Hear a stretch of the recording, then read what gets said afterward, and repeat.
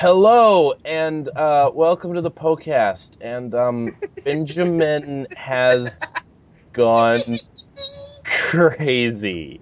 He has gone No, insane. I've gone Benjamin goes bonkers. Yeah. No, but seriously, I think I have like this whole spring break. I've just been like, ah! I was sitting around outside yesterday, and I was walking around doing chores, and all of a sudden my brain is like, you know what? It's time for a vacation. I was like, okay, and then absentmindedly just walked into a field somewhere and sat down. And my entire brain, like literally, no, I think I need to see a psychiatrist because my brain was projecting weird stuff into my brain. I all of a sudden sat down in the middle of this field, and then I was in the middle of a conference room. Some professionals had called me in because they were making an animated movie of my orcs, all of my lovely orksies, which I'm gonna have to bring some people up to speed on. And I was the the orc expert consultant for how orcs behave.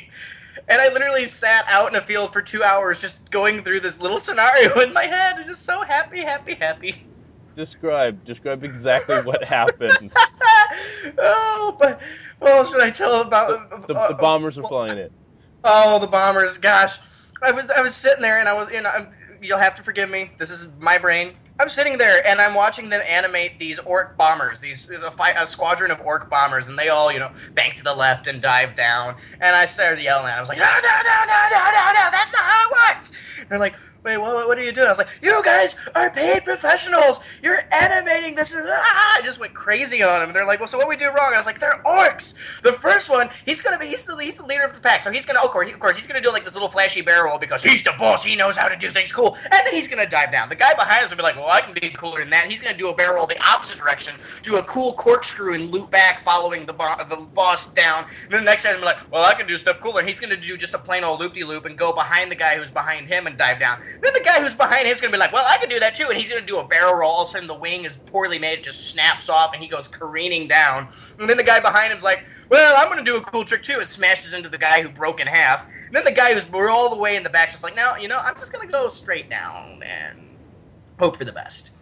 And they all sit there, and they're like, so orcs are like each individualist. They never like to be the same. I was like, what have I been trying to tell you for the past 6 hours?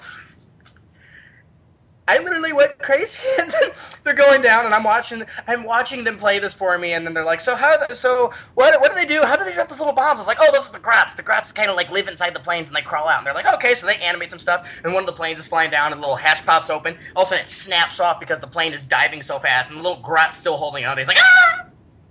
Goes flying off, and then the other grot who's behind him is like, oh, well, I better be careful. And he tucks his stick bomb under his arm, and he starts crawling across the plane with one hand. And then over in the other plane, the grots are smarter, so they open the hatch, and one of the guys comes out. He takes a stick bomb, sticks it in his teeth, and then starts using both hands to crawl across the plane to get to his little hidey hole. And then the other little grot looks over, and he sees that guy's moving faster, and he's like, oh, well, I better do that too. And then he leans back, tosses the stick bomb to his other hand, then almost loses his footing, catches his foot on the little handlebar, and holds on for a little bit. Starts climbing again, still one-handed. The only thing he did was switch his stick bomb from his right hand to his left hand. He isn't really going faster, but he somehow thinks he is being more effective. Oh gosh. And then they're like, oh my gosh, we totally forgot to do voices for the orcs. And I was like, well, who have you hired? And they're like, we haven't hired anyone. So I was like, okay, I'll do all the voices for the orcs. It was like a mini daydream. I might have just passed out in the field. I don't know. But then I did like 15, 20 voices for all these different orcs, including Fragbutt, found a voice for Iron Nuts, all these little... Do a couple of them. Oh, gosh. You got Warboss Fragbutt. He's right there, and he likes to yell at you and tell you the word! Then you've got Big Mac Iron Nuts. He's very shifty, he is. He thinks things through. Since he's been paralysed from the waist down, he just rolls around in a wheelchair and fixes stuff. And you've got a little Gretchen, he's kind of a little scared. But you've got this other little Gretchen, he's very energetic and he likes to tell the other Gretchen what to do.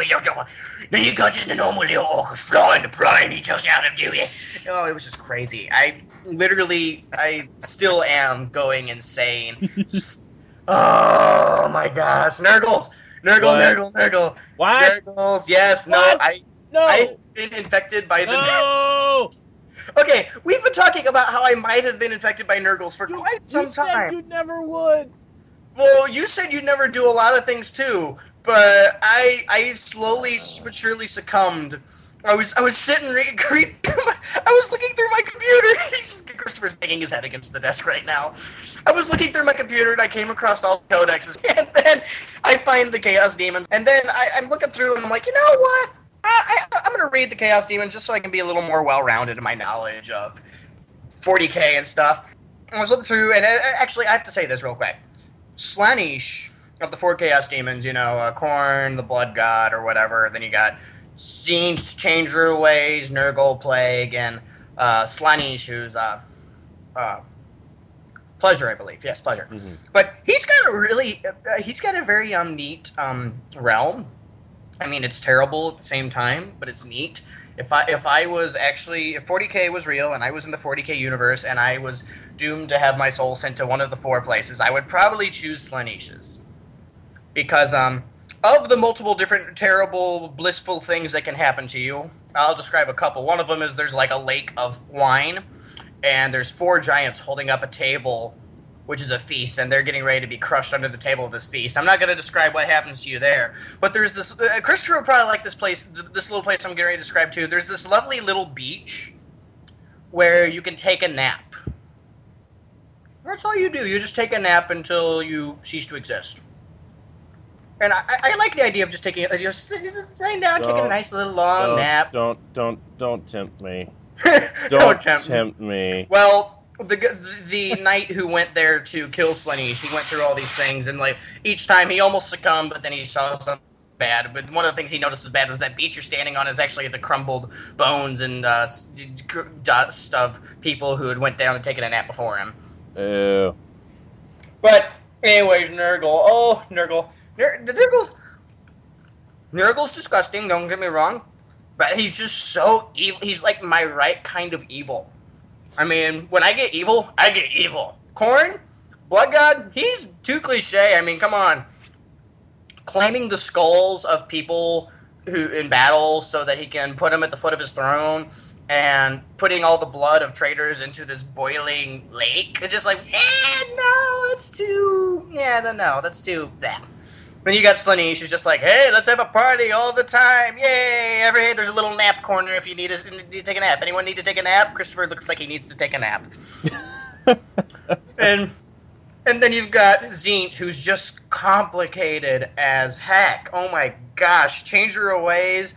He's actually the reason, he's the reason of inspiration behind things humans and all mortals do. Christopher, I have to say this. Did you realize that there's kind of an age system of the 4 Chaos Demons? No. If you have to read it you have to kind of read between the lines, but they talk about like Khorne, Khorne's blah blah blah, he's this and this, and then you've got Tzeentch, who's kind of Khorne is pretty much the father of battle.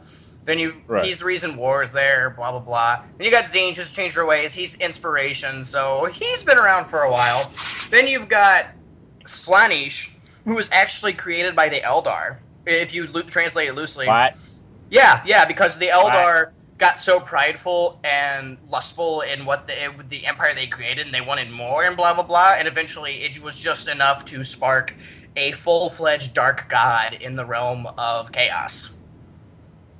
And then you have Grandfather Nergal, who I'm not even going to describe everything about him, but Grandfather Nergal is pretty much self-explanatory who's the oldest of the 4 Chaos Demons. And it's really cool. Like in this thing, you're like, pretty much everyone's been touched by Nergal at some point, because he's always he's created every epidemic and nastiness that he pretty much created death. Like he created old age. That's one of his creations. He's got this lovely little place called the Realm of Nergal, which I lovingly refer to as Nergal Land. It's this lovely little place. Swamps, moss-covered rocks, these trees that look like bent fingers and arms of people who are long lost, but they're not really. They're just Nergal trees, and they have little pods of fruit and rotted fruit that the Nerglings love to feast on, and his little Ew. Nergal demons, and all this lovely, nasty stuff that just, I've gone crazy. I have totally gone crazy. Crazy, Nergal. But all these nasty little things, and he's got this big fortress, like all the demons do, in the middle of Nergal land, and it's all this wooden stuff. And stones, and it's all rotted and nasty. It's something that you're like, well, how could this be a fortress of solitude? But it's a fortress of solitude for him. I mean, he had what? There was a time when he had like seven seers of the Space Marines were kind of like, hey guys, we're gonna go take a nap, and while we're sleeping, our subconsciouses are gonna go into the realm of chaos, and we're gonna invade Nergal's fortress. We're gonna take him out. So we're gonna be in this room taking a nap, and if you guys need us, just wake us up. And if you see this little stone start glowing red, wake us up, because that means we're in deep crap. Literally deep crap. I mean, it's Nergal land, for goodness sake. So these guys go in there. He keeps explaining about Nergal before I continue that. Nergal, he's my right kind of evil. He's so gleefully evil. There was the little entry in the codex of there was this planet. It was a wonderful farm planet of the Empire, and it was slowly, its orbit kept getting it closer and closer to a star until it eventually turned into a Tatooine. And they're pretty much praying to any god. They're like, please give us rain, any blah, blah, blah, rain. And Nergal's like, okay. And he makes it rain on the planet. And they're like, yay, rejoicing, crops are back, and blah, blah, blah. About 100 years later, crops started rotting because there was too much rain, and it started turning in from a lovely Naboo, rainy Naboo, to a Jabim. And they're kind of like, okay, whoever gave us this rain, you can stop now. And Nergal's like, nope. And as the star gets closer, the rain starts turning into acid and nastiness, and pretty much 3/4 of the population of the planet die. And then about this point, Nergal's like, okay, this is great, and he sends his forces in to clean up around the planet, and all the leftover humans are like, okay, we will take down the Nergals that just showed up. Oh, wait, there's only about 800 of us. We're dead. And so ceased to exist that lovely little planet which all the farm stuff came from, because Nergal was evil enough to grant kill them with the prayers that they want, with the wish that to kill them with what they wanted. But whenever Nergal is not being so gleefully evil, he's sitting in his room. He's got this lovely little room, rotted stuff. He's got little Nerglings running around all over the floor, the pitter-patter of little Nergal feet. And he's got this giant pot of iron. Rusty iron, of course. Corroded, leaking. I feel like the little fire that's underneath him, underneath the pot, is actually a gateway from the warp to right next to a sun, so he just superheats his pot. And that way, when every little drop drips out, that's how pandemics actually get in the world. It's not deliberate, it's accidental. But Nergal stirs this pot with the sound in the ladle scrapes on the edges, and it always makes this that nasty sound that you don't like whenever you're stirring soup. He does it deliberately just to drive people who might slip into his realm insane. And every 3 or 4 stirs, he takes it out. He tastes his new disease, and oh yes, and he might give some to a prisoner and be like, here, taste this for me, blah, blah, blah, little Nergling. And the little Nergling explodes after it takes a little tiny lick. And then Nergal laughs and then starts stirring it again, because each stir gets closer to the pandemic that's going to destroy the entire universe. And he sings to himself. What? He sings this lovely little song. And this leads me back to the 6 seers. Remember the 6 seers I was telling you about? They're like, hey, wake us up and we're in deep crap. And they're marching there, and they hear Nergal singing, and they see Nergal's fortress. And Nergal's like, hey, come on, come on. And they get about halfway there, and Nergal's like, nope, psych. And he does a single gesture, and then the swamp immediately encloses around them, so they're lost. They won't be able to find Nergal's fortress unless he so desires. And they're kind of like, well, this is crazy. Let's try to find our way there. So they wander around in his realm for 6 months, trying to find the fortress. All this time, Nergal is stirring the pot with that lovely iron on iron, and he's singing to himself. And eventually he's like, you know what? This is boring. Sing along! And then all these Nergals start jumping out of the pond and start attacking the Seers. The Seers hold them off for about a week in battle. And Nergal's like, okay, you know what? These guys aren't any fun. I don't care anymore. You guys are now trees. And he turns them into Nergal trees. What? Just like that? Just like that. He's like, you know what? Nope. You're trees now, because you wouldn't sing, you wouldn't be fun.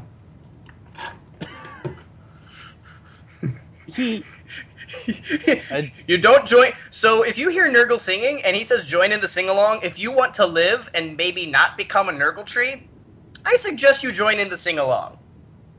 It's probably just as bad as the orcs. So you go, orcs, orcs, orcs, orcs, orcs, orcs, orcs, orcs, orcs, orcs, orcs, orcs, it's, oh my gosh, it's probably like Willy Wonka and the Chocolate Factory. You remember Candyland? It's just like, Oompa. It would be like a Nergal, Nergal, Nergal Space Marines. If you want to join us, listen to these. What do you get if your toe starts to turn green? Then it falls off and along with your spleen. Stop it. Just roll it back in, stick it back in. Wait, where did your toe go? Oh, catch that little Nergling. It's running off with it. Roll that dodgeball. Good lord.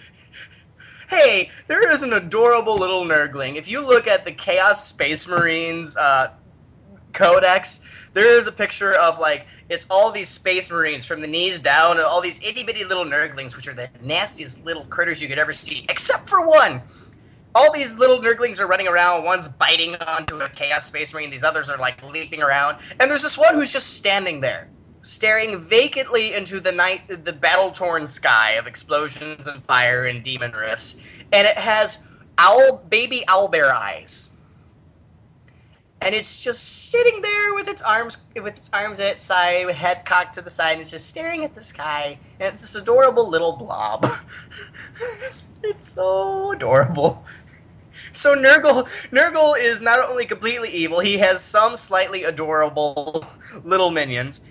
Oh my god!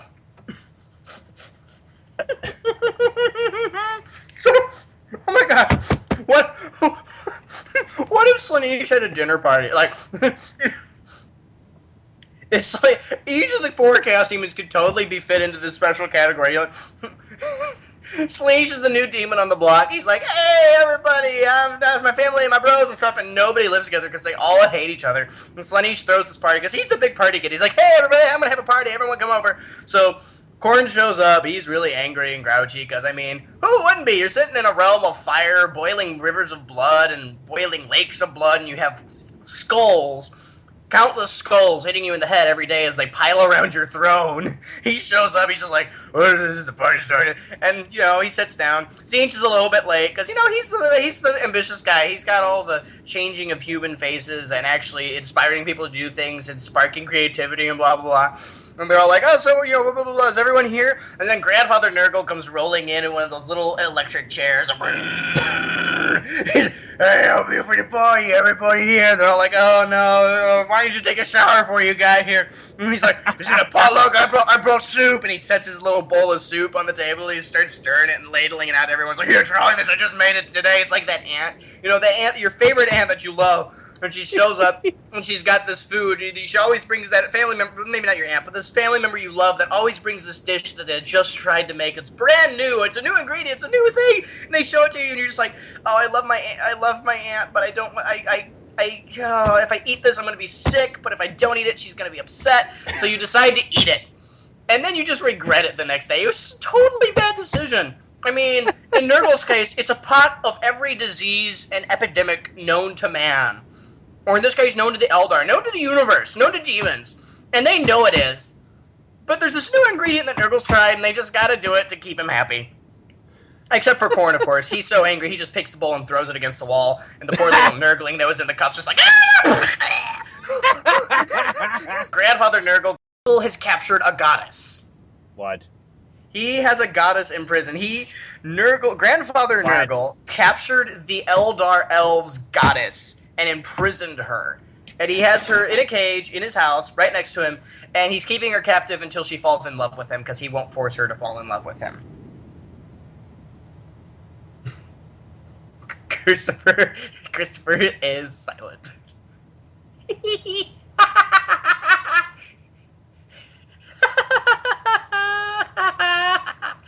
I've gone crazy. Why her? Why not? I like her. He captured the Lady in the Lake's cousin. He captured the Lady in the Lake's cousin. Who knows? It might even be the Lady in the Lake. I am going to kill you.